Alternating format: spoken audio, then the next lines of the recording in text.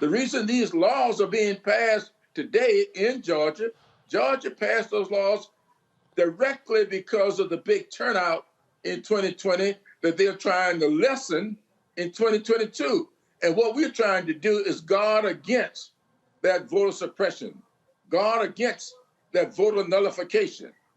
Is he telling me that because we voted so heavily in 2020 and elected Warnock and Ossoff, that we are not worried about the fact that they're now going to make it a criminal act if somebody gives a person a bottle of water standing in the voting line, or if they decide to shut down all the precincts in the black neighborhoods and create 4, 5, and 6 hour waits in a line while white people have only 20 minutes to wait.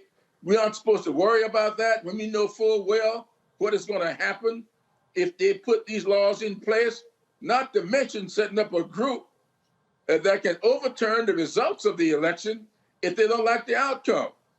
So I want to know what this guy was talking about. That is what's causing so much problem for all of us, because these people trying to, I don't know what they call themselves doing, just misrepresenting what we're trying to do here. We're trying to have what we call pre-clearance, which we've had since 1965. That is to say, if you pass a new law, send that law up to the Justice Department. Let some independent, nonpartisan lawyers take a look at it and see whether or not it would have some discriminatory impact. So you tell me we aren't supposed to do that? And these people who are talking about all we need to do is organize and outvote. How can you outvote nullification? And that's what they've done. Gave him 4 Pinocchios. Take us through the Georgia voting law and the lies of the president. I am happy to do so, Kaylee. So you guys, on Election Day in Georgia, polling places are open from 7 to 7. And if you are in line by 7 p.m., you're allowed to cast your ballot. Nothing in that new law changed those rules.